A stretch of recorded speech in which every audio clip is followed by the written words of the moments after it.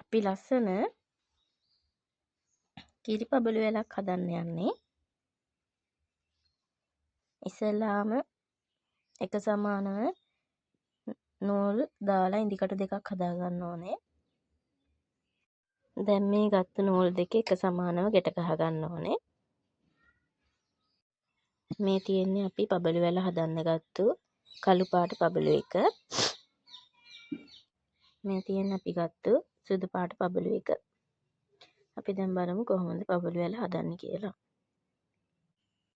දැන් මේ ඉදිකට දෙකට එකකට සුදු පබළු දෙක ගානේ මේකට කළු පබළු දෙක ගානේ දාලා එකක් ඇර එකක් සුදු පබළුවයි කළු පබළුවයි මේ විදිහට දාගන්න.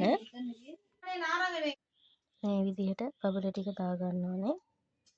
දාලා දෙපැත්තටම සුදු පබළුව ගානේ දාලා අපි ගැටයක් දාගමු. මේ විදිහට ඊළඟට කළු දෙක දාගෙන මේ විදිහට පිරවුම දිගටම දාගෙන යන්න. මේ විදිහට දිගටම හදාගෙන යන්න.